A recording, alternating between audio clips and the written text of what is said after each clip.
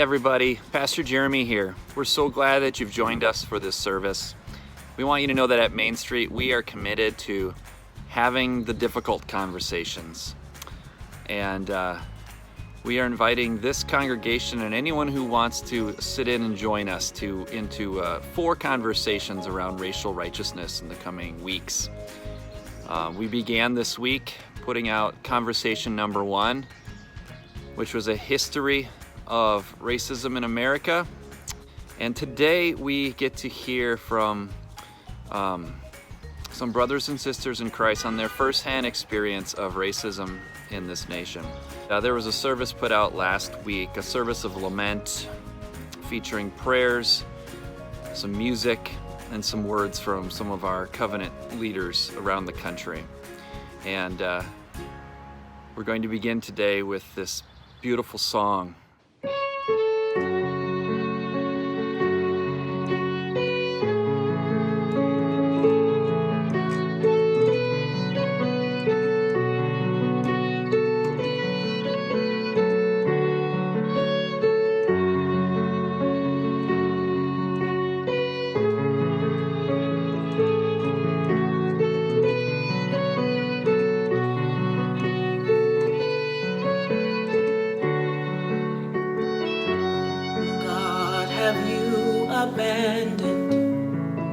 Are you still there? We're hoping and we're waiting. The world that you created is in despair. There's war and violence everywhere.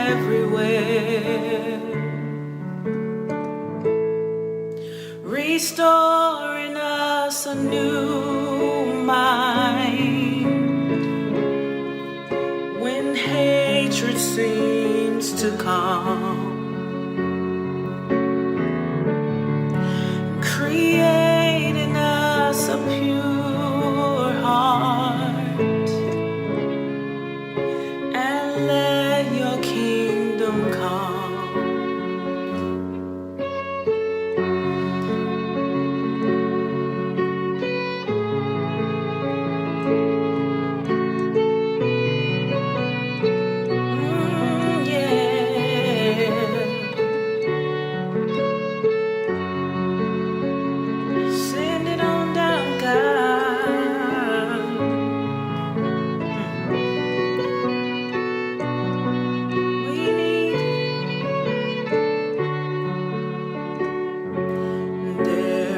People marching, hands in the air.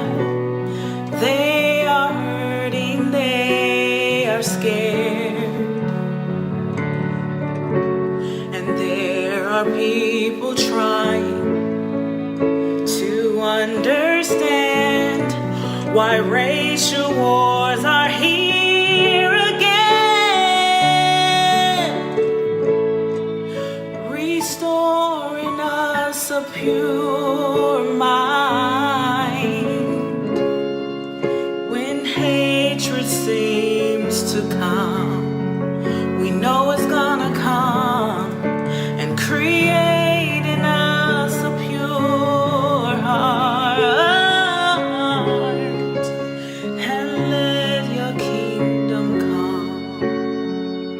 Oh, restoring us a new mind when hatred seems to come, and restoring us a pure heart, and let your kingdom come.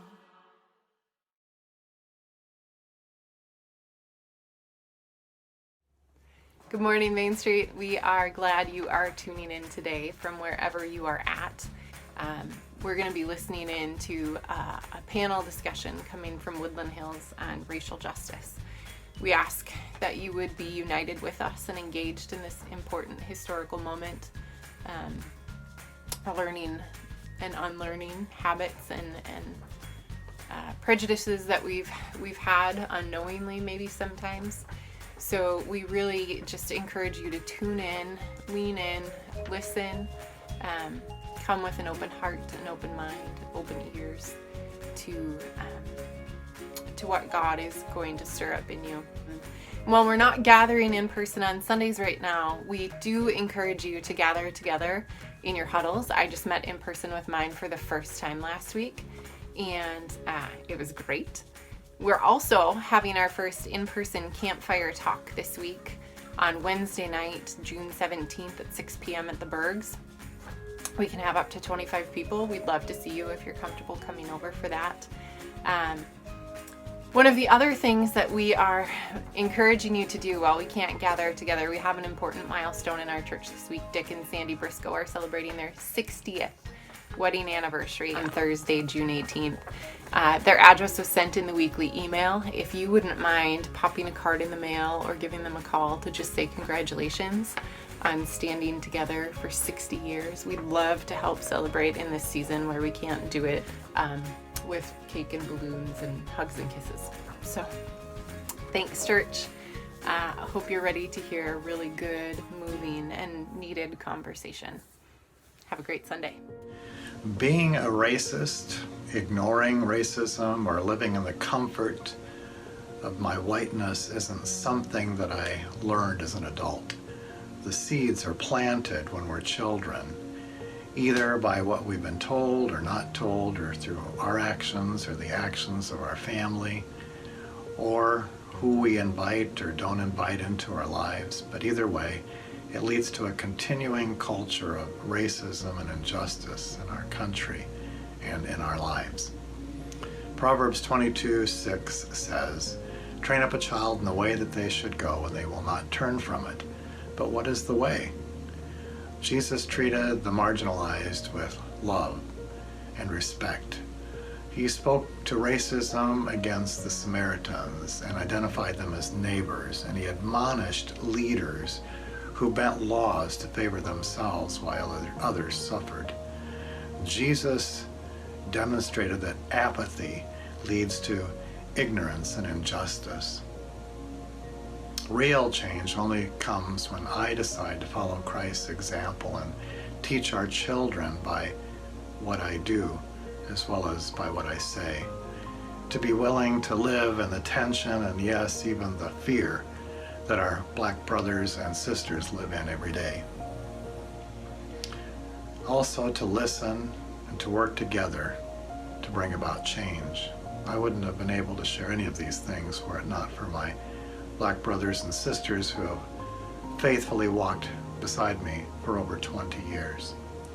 My faith is deeper, my understanding of the gospel is greater, and my life is fuller because of you.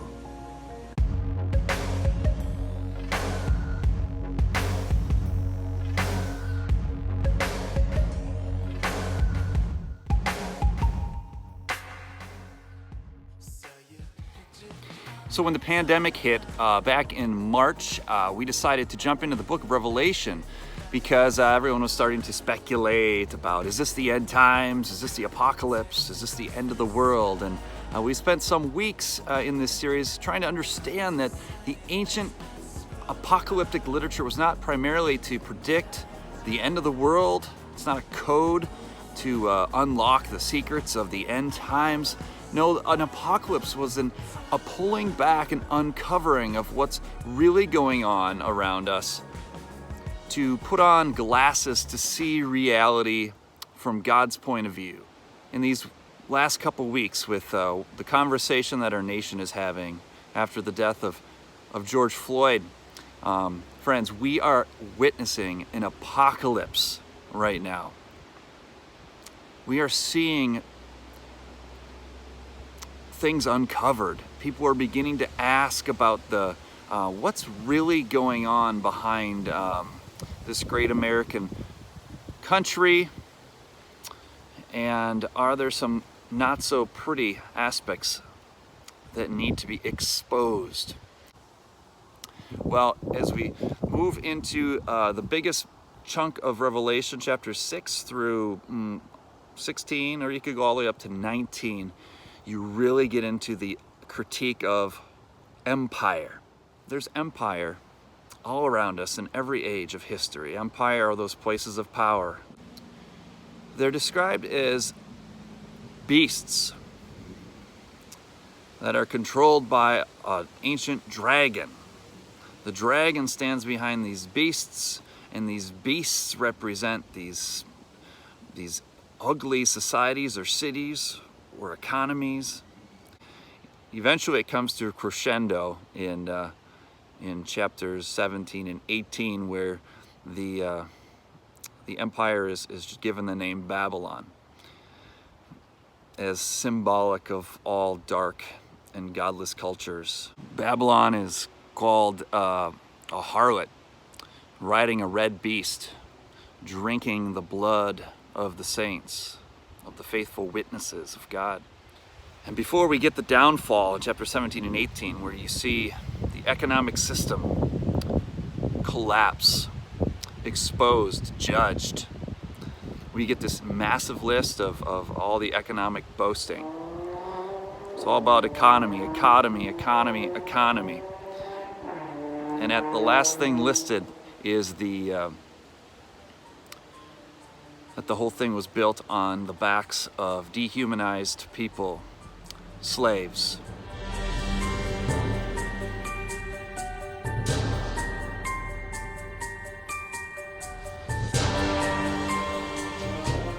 The other theme throughout Book of Revelation is that there are faithful resistors, the martyrs, people who choose not to bow down to the beast, who will not take the mark of this godless economic system that exploits, that tramples on people.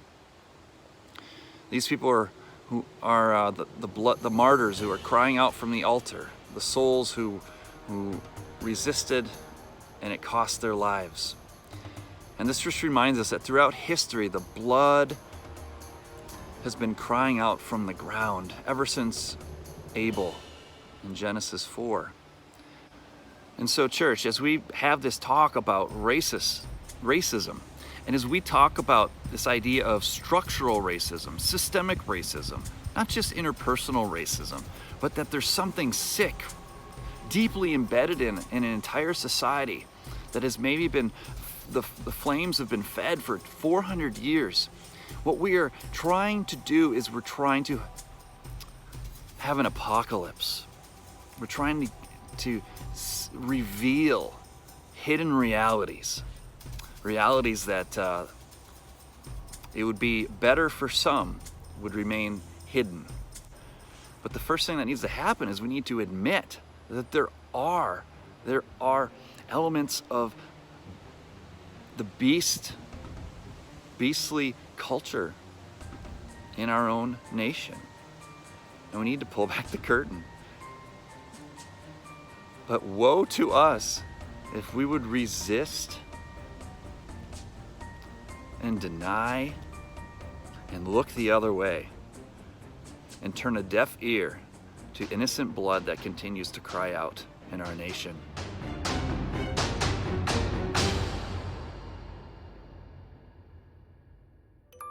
We're not just looking for some individual, though sometimes one individual is sort of the head of the system, who is sort of represents the whole in the way that they behave and the way they speak and the way they dehumanize other people for profit, that the way they value the economy over human lives. Oh, that happens, yes. There are many individuals throughout history who have the mark of the beast and who are anti-Christ in their lives, in their policies. And so yes, we can expose those too. And the mark of the beast, I don't think it's some embedded digital code in your wrist for buying and selling, literally. Think of those who profit from unjust economic systems, those who are scamming and scheming, those who we've seen exposed, who are in prisons now. We all are in danger of being complicit with these sick systems and exploitative economies. We all are in danger of being marked by that beastliness. But we're called as the people of God to instead bear the mark of the Lamb and bearing faithful witness, speaking out, protesting, yes, at whatever the cost. Jesus says, no, there's a different way of being human. There's a different kind of kingdom that's coming in through my people. And Jesus is calling his people to be those who don't grasp, cling, hold on to, boast of our privilege, of our influence, of our success, but rather we would use our power in service of others. And so today, as we hear from some folks who have experienced the injustice of our own Babylon-like systems, may we understand that we are living in the book of Revelation. We are having an apocalyptic moment of having the blindfold taken off and seeing things in a new way. And it may be painful to see that maybe we have been the beneficiaries of Babylon-like culture. But this is also a way of hope, a moment of hope, because there is a new way to be human. And God's people are called to bear faithful witness to the new city that's coming down. A new city where justice rolls down like rivers of water.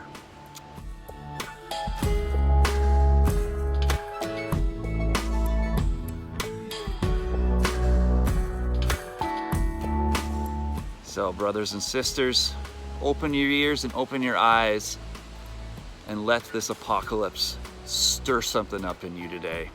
Something that would move us to action and advocacy and solidarity with those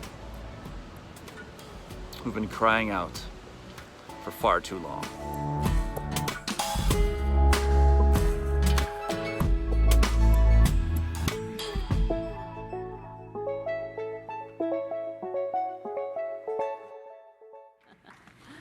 I really appreciate you being here because I know this isn't easy for you. I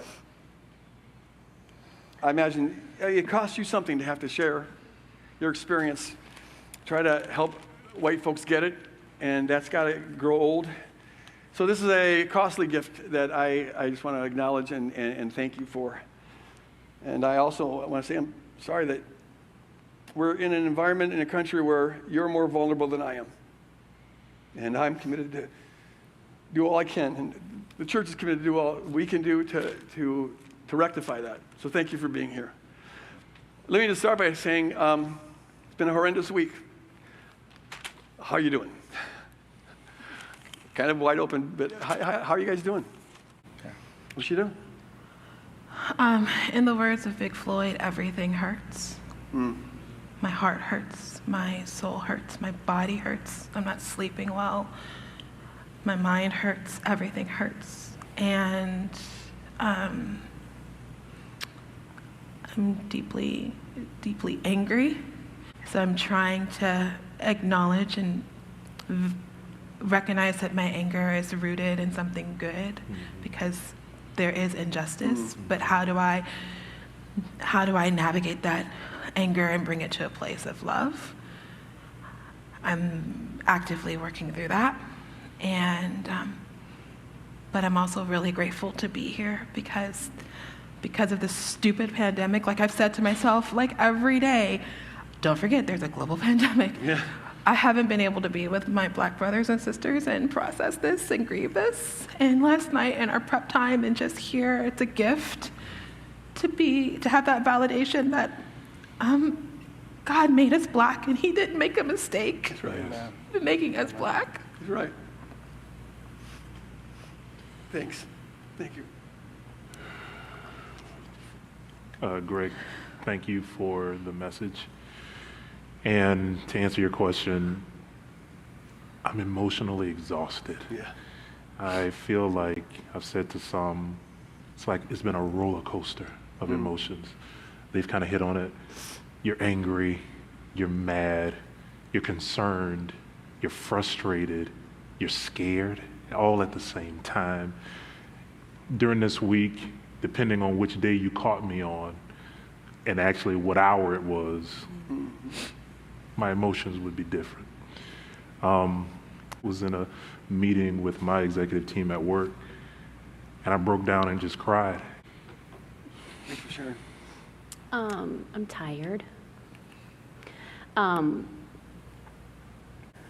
I couldn't watch it. I just couldn't watch it all. And then I thought to myself, well, this time, it'll be obvious that this is wrong. And you talked about that in your sermon. And then yet, as you go looking around on social media and you see different things, even that has been called into question. Like, I have heard people say, well, what did he do wrong? Why was he trying to get over on the store? Why was he arrested? Was he resisted? Like, and I'm like, no, this man is dead. And he was subdued. Like, he wasn't fighting. He couldn't fight. His hands were behind his back and he's on the ground. And then I see this picture of these two high school seniors, white guys, reenacting it and thinking it's funny. And here locally, Yes. they go to a Christian high school, and I just go, Lord have mercy. it doesn't matter. It doesn't matter. And then, because I'm biracial, like, my kids, are quite white passing, but my oldest son, he gets enraged, and he gets angry, and he wants to know why. And people look at him like, why do you care? As even if he were white, like, as if he shouldn't care. Right. But he's not all white. And so I'm tired. Yeah. I'm tired. And I thank you for speaking out. I know the blowback you get. Yeah. But you're doing it anyway. It just shows you how deep that indoctrination into the goodness of the structure, and even the most overwhelming evidence that it's not, it's just like there's self-talk that just dismisses that. Oh, thanks for sharing that, you guys. I appreciate that. I wonder if we could, if you could all share something in your experience where your experience of the system maybe is different than my experience of the system. In what ways do I get to not have happen to me what happens to you? I don't know. Is there anything you can share from your experience on that? I can start on this one. I was thinking just how, as a black man, that I navigate that I feel like some people just take for granted. Little things that I do because I've been taught, even at a young age, you must be careful. You can't afford to make a mistake because it would be your life. And so things such as going in a grocery store, and I don't care if I'm buying a stick of gum or chapstick, I leave with a receipt and a bag every time now. And one of the reasons being is I don't want it to look like I'm stealing something from the store, which means that, again, you move forward, that my life could be on the line and I'm out of here. We've seen a lot of things happen. So it's just being able to navigate a system and wanting to try to make sure that people understand black people are always trying to think for ourselves, but also think for our white counterparts at the same time, and making sure that we don't get caught in the crossfire. One of the things I remember my dad telling me is, when you go in a store, take your hands out of your pocket.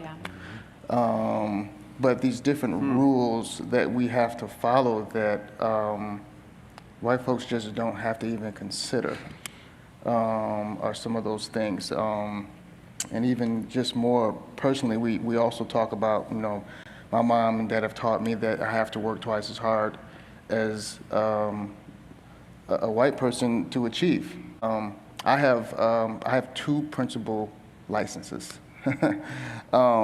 because the first one just wasn't enough.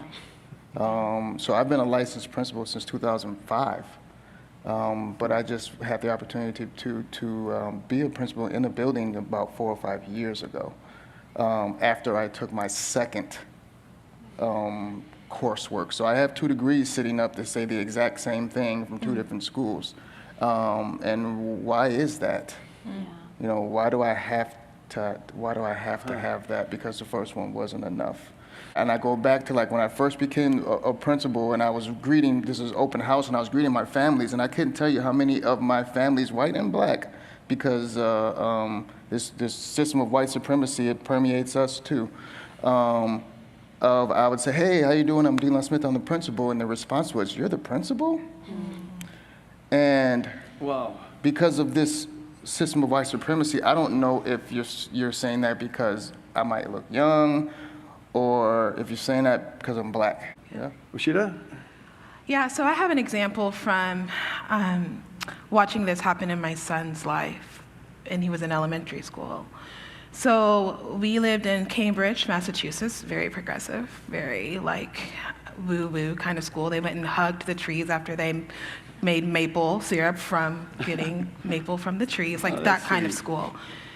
And at the end of the year, they had this big field trip, and it was something like Boundary Waters, which is like a water park amusement situation. You would never catch me there. But all the kids were working towards this, and I think it was like a perk of like sixth graders. It was like their last thing they could do. And my son was super excited to go.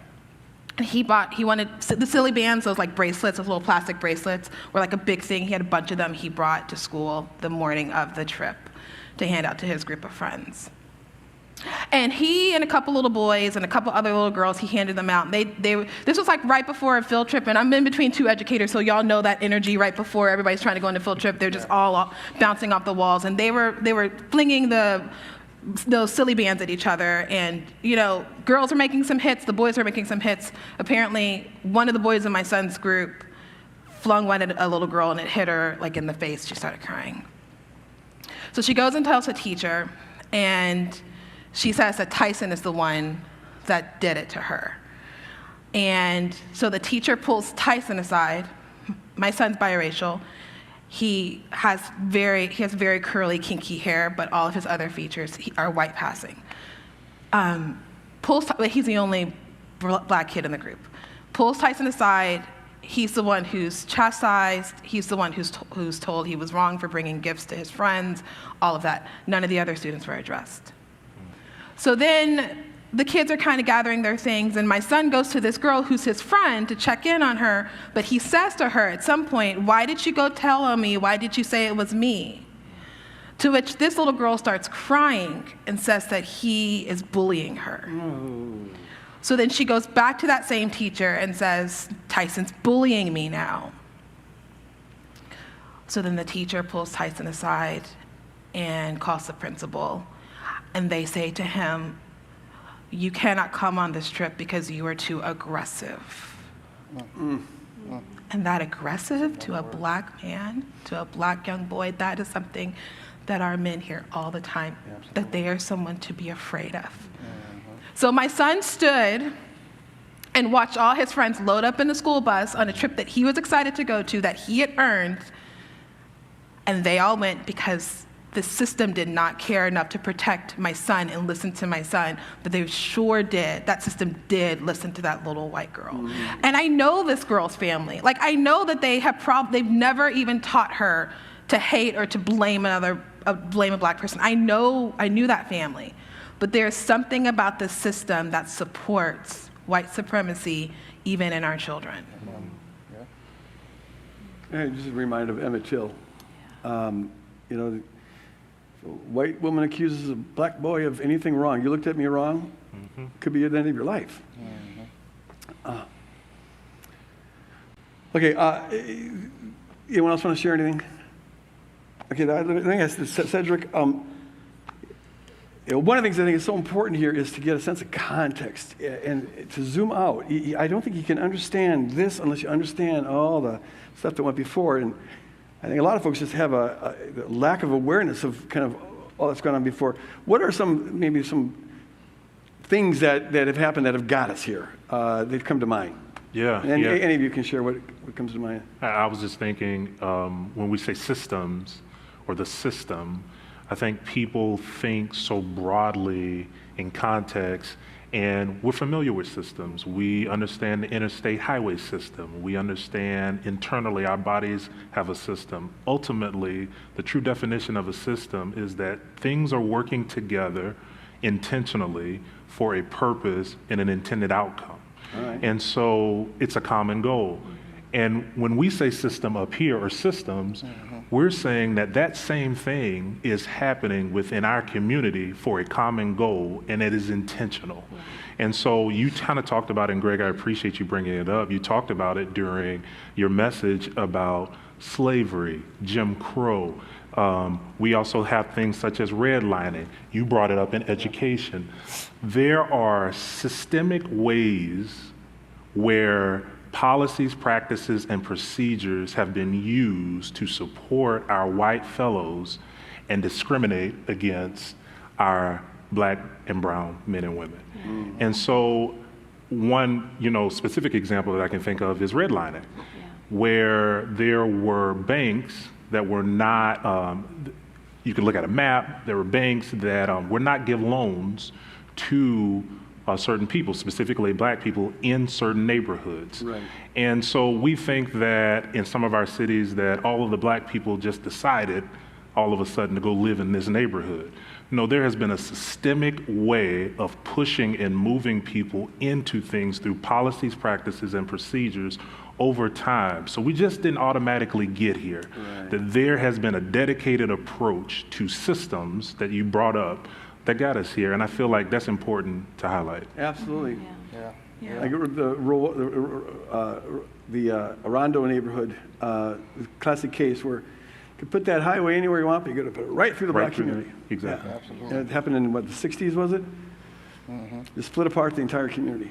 Yep. I think you put it out eloquently, Cedric, as far as the system. And we talk in education, too, about the system.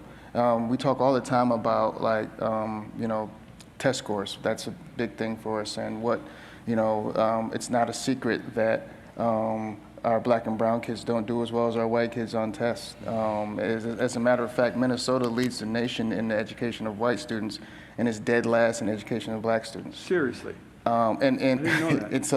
it's just wild. But this permeates every piece of life. Yeah. So this white supremacy system, this system of racism, it permeates everything. And we do get the outcomes that it's intended to get. Yeah. And until we break these down, and there are some schools that have been able to break them down individually, but we have to understand this is all encompassing.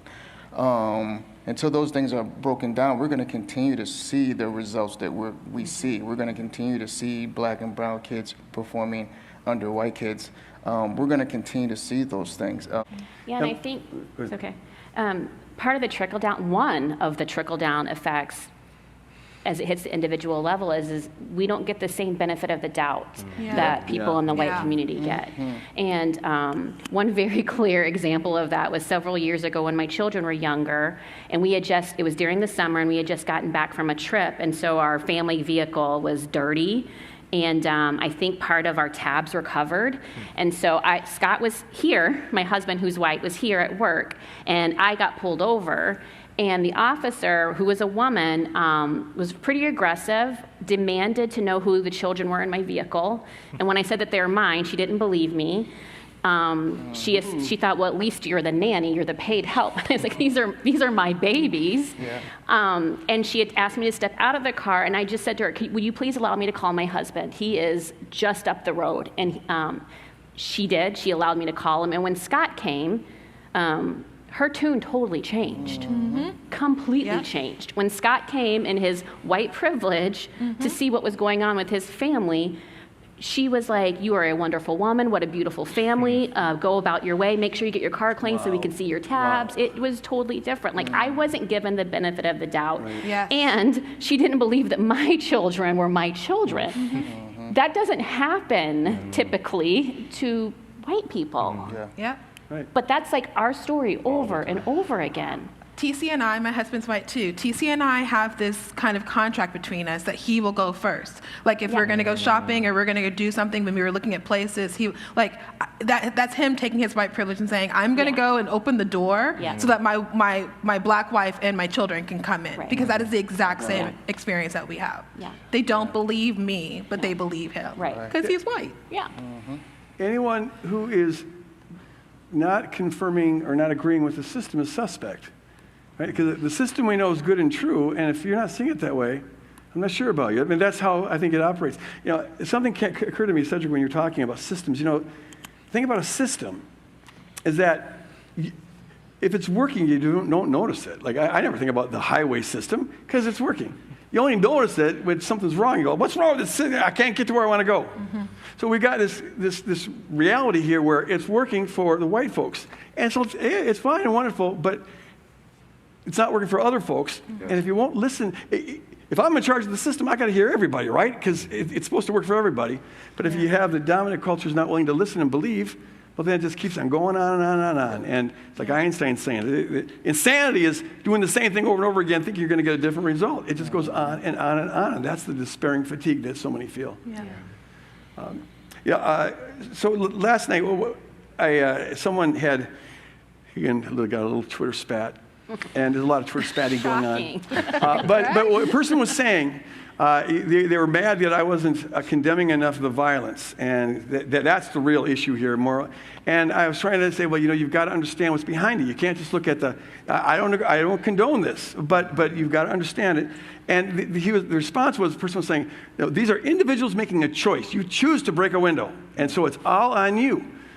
And it seems to me there's a fundamentally different way that, generally speaking, that white folks have of looking at the world in kind of a very individualistic way that is not shared by the African American community or by brown folks. Oshita, would you like to speak about that? Like, how do you think the perceptions are different on the part of white folks? Generally speaking, of course, I don't want to brand everyone the same, but. Well, those of you that know me, I use this phrase, throwing spaghetti against the wall, which means I'm actively processing a thought.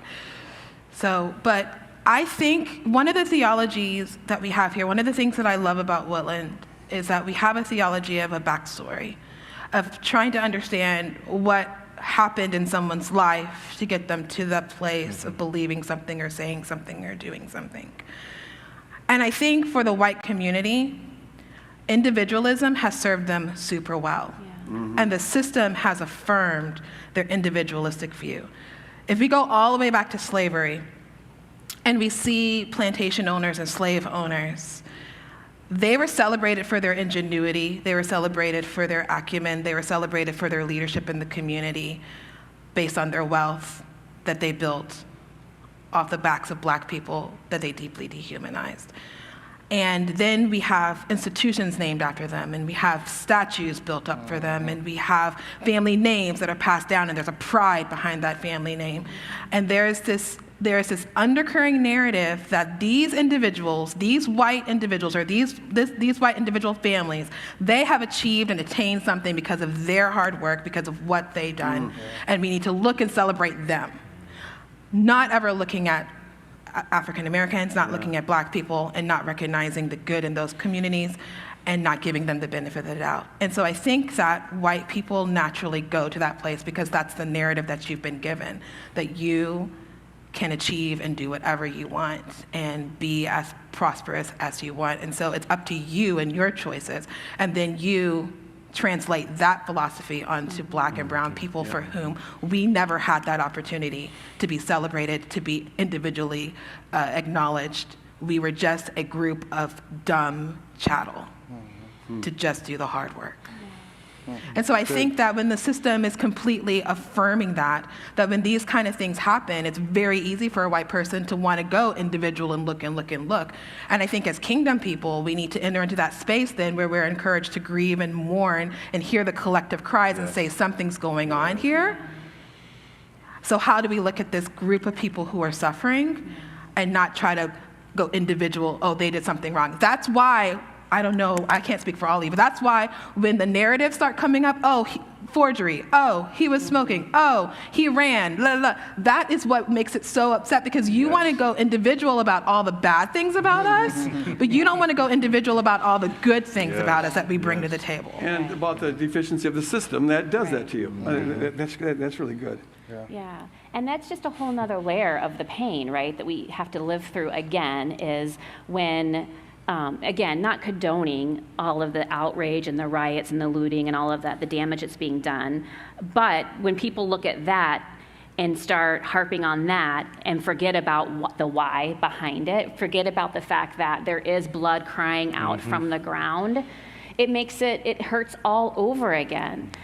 I have seen more anger toward the damage being done to the cities than I saw anger toward the murder of George Floyd. And that's hard. Yep. And so in all sincerity, I want to ask, well, then what would be acceptable? What would be acceptable? Like, what would make you hear the cry of the Black community?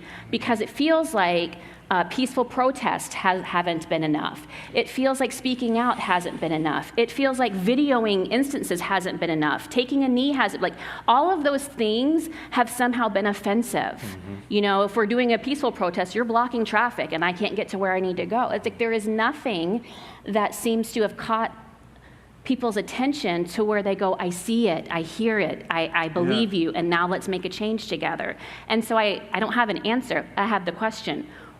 How would you like for this to look so that you will understand and hear and believe and then respond? Yeah, Martin Luther King said that rioting is the language of the unheard. Yeah. And if your loved one is killed like that, like George Floyd, and you won't hear me and you won't believe me, I got to grab a megaphone. And how do I get the attention of the people who can change this? And and so there's some who try to disrupt the system. It's like, how do I'll block an intersection. Can you hear me now? Can you hear me now? What about now? Please. Yeah. Your knee is choking us. And people get desperate. That doesn't condone violence, but man, it makes it understandable. It's legitimate. And if you don't want them doing this, well then offer an alternative, like listening. Yeah. Okay, we got to wrap it up, but let me ask this, if I could. If we've got a lot of folks listening here, and it's a chance to speak to folks like me. If there's one thing that you would want to say in response to this event, to help folks like me understand, to help me get on the inside, to feel it on the inside, to bring in lament, what would you have to say? And you don't have to say anything, but if you have something you want to share, I would like to hear it. I have two things.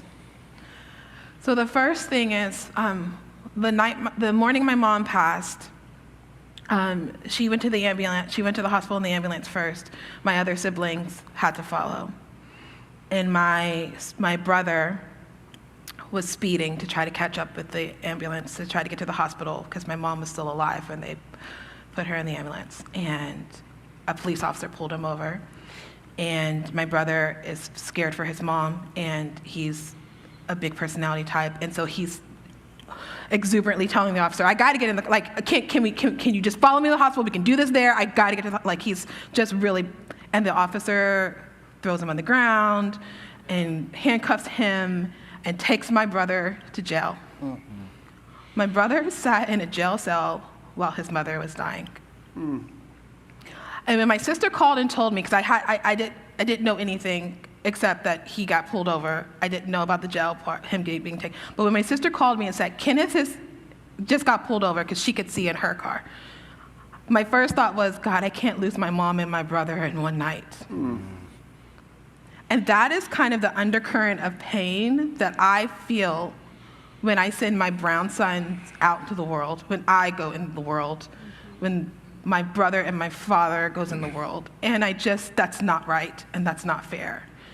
And the other thing I want to say is that white people, you're at the place right now where you're really asking the question, what can I do? Yeah. And I just really want to lovingly say, if you can Google your vacation or a Great Lake house, then you can really Google Yep. race and justice. Yep.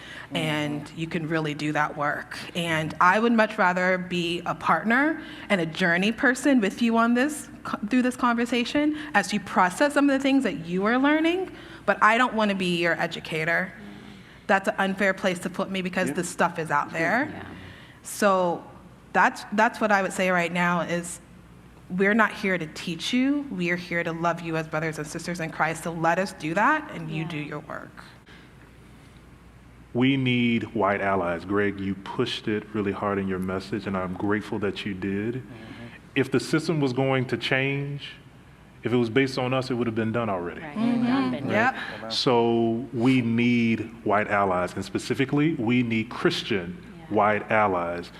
The influence that you have, and I'm with Oshita, I can't tell you specifically what you need to do. My request or my suggestion is for you to go through your prayer time and ask God to help you with what influence you have in your sphere, and use that to make changes to some of these systems. If you have the ear of someone, say something. It may cost you maybe some of your credibility, but what you are doing is Christian and it is right. And so I would say, please use your influence. Please use your ability to make some changes, and pray to God that he shows you where that influence is, because in addition to prayer, to be honest with you all, I'm past prayer. We need action, and we need prayer to lead to something. So pray and ask God to help you do. Yeah, and I just want to say, because I hear this all the time, like I need people to quit saying that racism is no longer an issue, that that's something in the past and we need to get over it. Yep, we had a black president. That didn't solve racism. Like, that doesn't mean we're all good. And for people are even like denying the fact that what happened between George Floyd and the ex-officer was race related.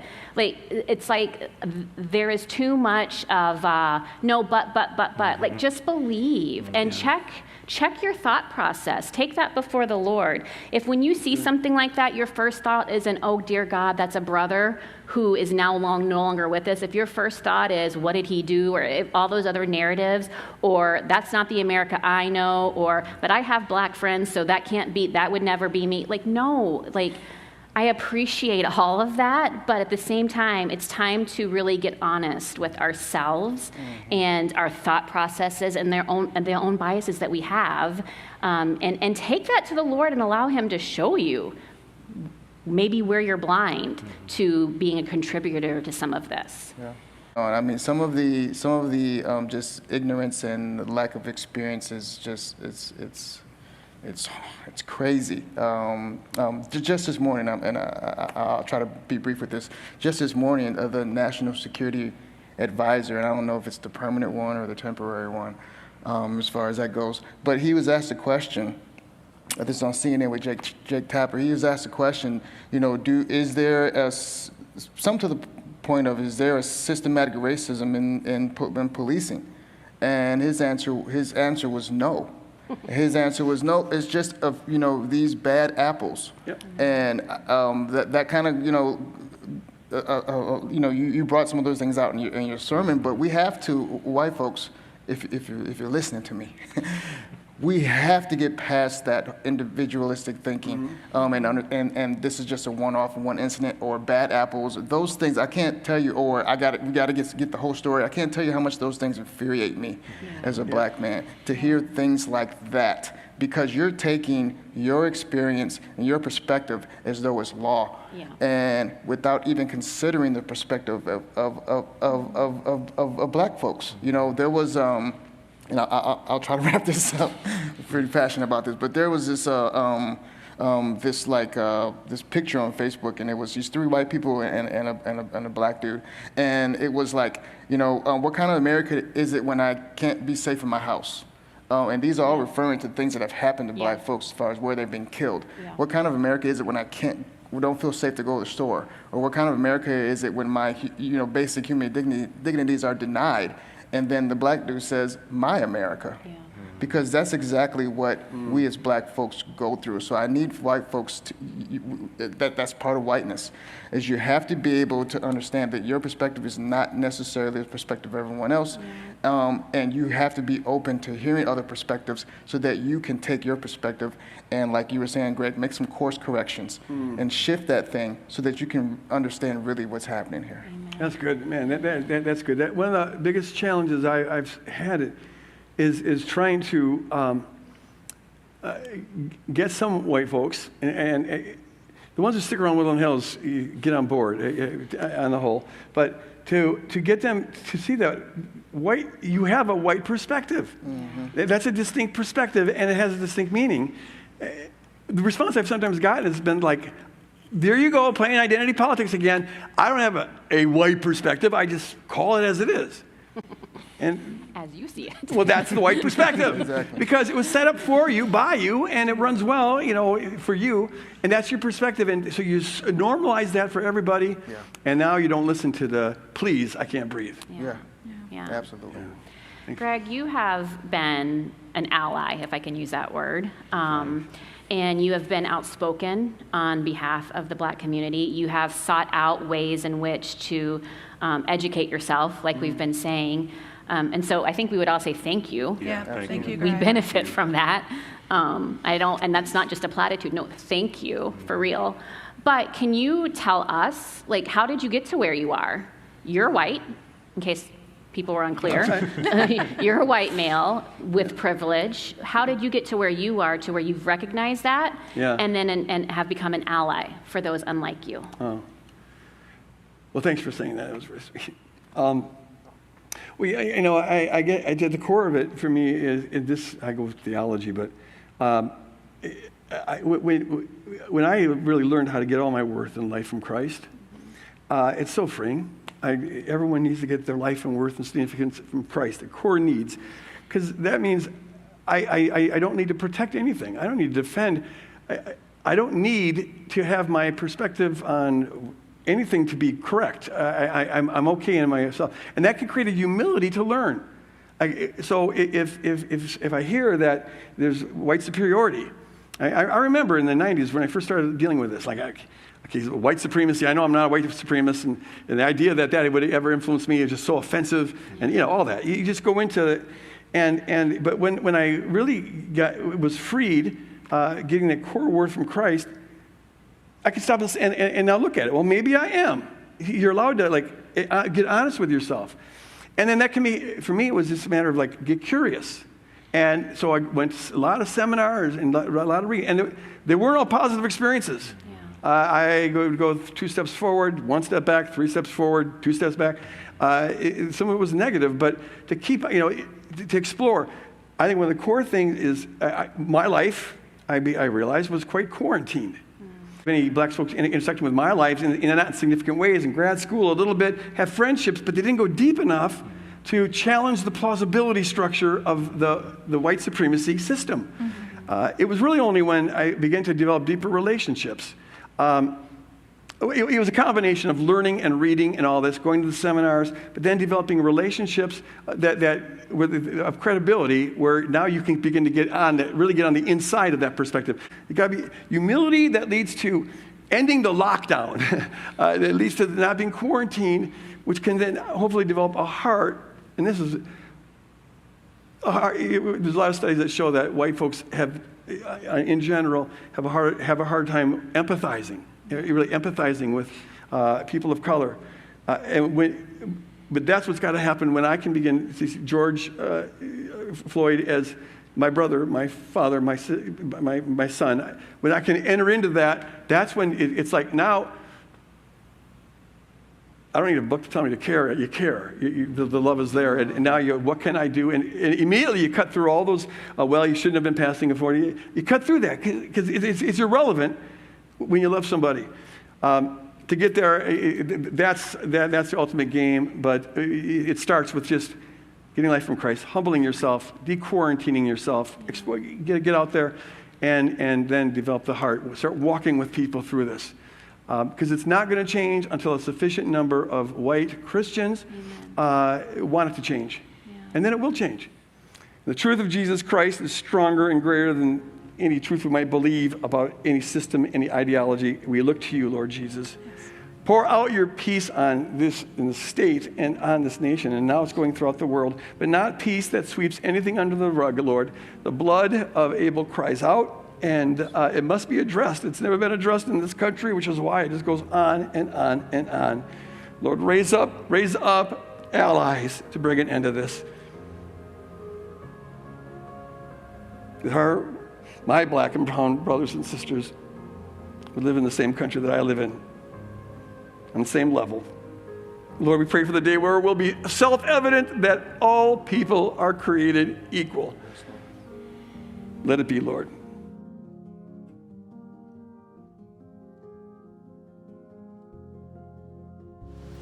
Let us not rush to the language of healing before understanding the fullness of the injury and the depth of the wound. Let us not rush to offer a Band-Aid when the gaping wound requires surgery and complete reconstruction.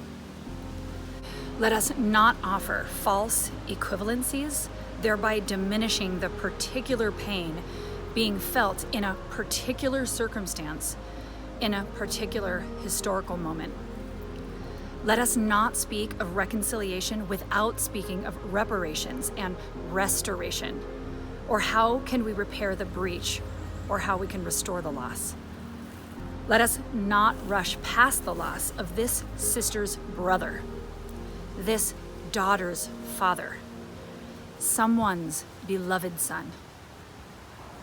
Let us not value property over people. Let us not focus on protecting material objects while human lives hang in the balance.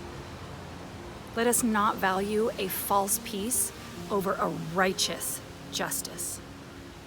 Let us not be afraid to sit with the ugliness, the messiness, and the pain that is life in community together. Let us not offer cliches to the grieving, those whose hearts are being torn asunder. Instead, let us mourn black and brown men and women, those killed extrajudiciously every 28 hours. Let us lament the loss of a man dead at the hands of a police officer who callously snuffed out his life over a counterfeit $20 bill. Let us weep at a criminal justice system which is neither blind nor just. Let us call for the mourning men and wailing women, those who's willing to rend their garments of privilege and ease to sit in the ashes of this nation's original sin. Let us be silent when we don't know what to say. Let us be humble and listen to the pain, rage, and grief pouring from the lips of our neighbors and our friends. Let us decrease so that our brothers and sisters who live on the underside of history may increase. Let us pray with our eyes open and our feet firmly planted on the ground. Let us listen to the shattering glass and let us smell the fires, for it is the language of the unheard. God, in your mercy, show us our own complicity and injustice. Convict us for our indifference. Forgive us when we have remained silent. Equip us with a zeal for righteousness. Never let us grow accustomed or acclimated to unrighteousness.